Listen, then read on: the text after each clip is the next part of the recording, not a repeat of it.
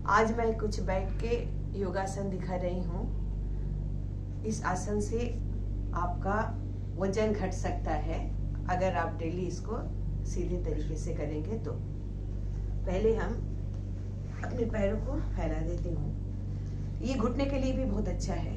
घुटने को अपने तरफ खींचिए, कुछ देर रखिए, इससे जेल वापस आता है घुटने का। फिर छोड़ दीजिए, फिर अपने तरफ खींचिए, छोड़ दीजिए। ये आप 15-20 बार कीजिएगा डेली। इससे आपका वजन कम होगा, घुटने का भी आपका लाभ होता है। आप दोनों पंजे को मिला के ऐसे घुमाते रहिए और घुमाइए 10 times clockwise and anti clockwise. ये भी घुटने के लिए बहुत ही अच्छा है। फिर एक एक पैर अपने तरफ लाइए। इससे आपका पैर का जो चर्बी है थाई का वो कम होता है। ये भी आप 15-20 बार कीजिएगा। पहले सिंगल पैरों से, फिर दोनों पैरों से। ये 20-30 बार आप अगर डेली करिएगा तो आपका थाई का जो मोटापा वो कम होगा। इसके बाद आप पैर को फैला लीजिएगा। एक हाथ को साइड में ले जाइएगा। दाएं हाथ से बाएं पैर का पंजा पकड़ने की कोशिश कीजिए और बाएं हाथ से दाएं पैर का पंजा। ऐसे आप 20-30 बार कीजिएगा। इससे आपका ये जो फैट है पेट का ये कम होगा। धीरे धीरे कोशिश करिएगा आपका माथा घुटने से लग जाए। 2 3 4 5। ये आप 15-20 बार कीजिएगा। कोई जबरदस्ती नहीं कीजिएगा। घुटने से अगर नहीं लगे ना लगे, पर धीरे धीरे अभ्यास करने के बाद ये आपको लग जाएगा। फिर एक दोनों हाथ रखिए। ये हाथ का एक्यूप्रेशर के लिए। हमारे हाथ में जितना शरीर का अंग है उसका एक्यूप्रेशर रहता है। तो हाथ को ऐसे ऐसे 15, 20, 30, 50 बार आप रब कर सकते हैं। इससे आपका शरीर हेल्दी बनेगा। फिर धीरे धीरे हाथ को ले जाइए, सामने की तरफ ले जाइए और जो जितना है तो इतना ही, जबरदस्ती नहीं। धीरे धीरे सिर को जमीन से लगाने की कोशिश कीजिए।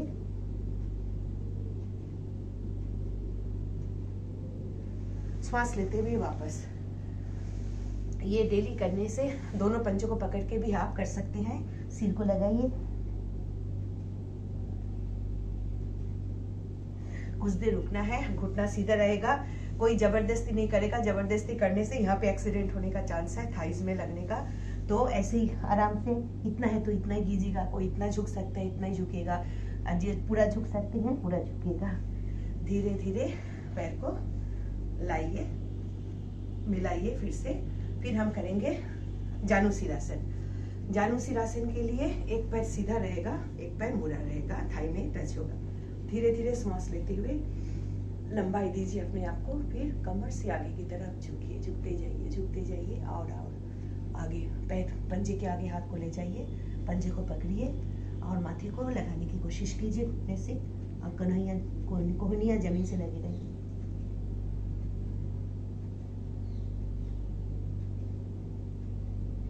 कुछ देर अवश्य रुकिएगा, क्योंकि रुकने का नाम ही आसन है। दूसरे पैर से ही सेम हाथ ऊपर ले जाइए और ऊपर उठाइए, सांस लीजिए। सांस छोड़ते हुए आगे बढ़िए, कमर से आगे की ओर पंजे पकड़िए।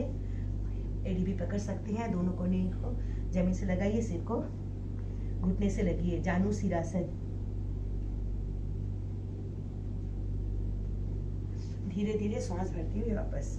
बहुत धीरे धीरे कीजिएगा। मैं आपको सिखा रही इसलिए थोड़ी जल्दी में हूँ, पर आप बहुत आराम से कीजिएगा। दोनों हाथ ऊपर, पश्चिमोत्तानासन।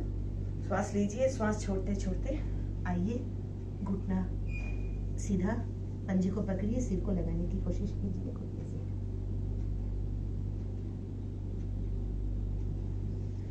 इससे आपका पेट में दबाव पड़ेगा, आपका पेट का चर्बी कम होगा।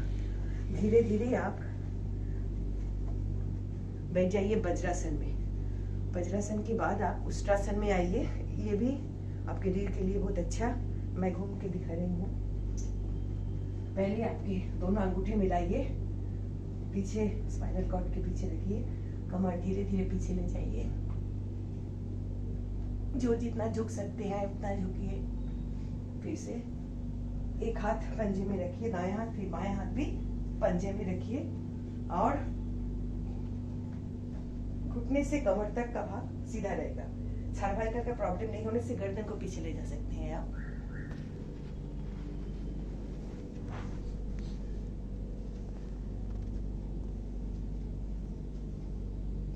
कुछ देर अवश्य रुकिए, इसलिए कमर भी लचीला होता है, पेट का फैट भी कम होता है। कुछ देर अवश्य धीरे धीरे नॉर्मल पोजीशन में आ जाइए।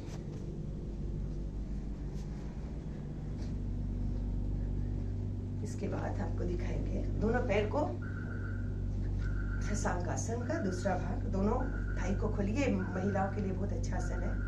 दोनों हाथ ले आइए सामने, धीरे धीरे सामने की तरफ ले जाइए। दोनों हाथ का गैप रखिए और अपना धुरी को जमीन से लगा लीजिए। ये महिला पुरुष दोनों के लिए बहुत अच्छा है। लोअर एब्डोमेन के जितने अंग इससे प्रभावित होती है। कुछ देर अवश्य रुकिए, बहुत आराम महसूस होगा। ये रेस्ट करने के लिए भी बहुत अच्छा आसन है।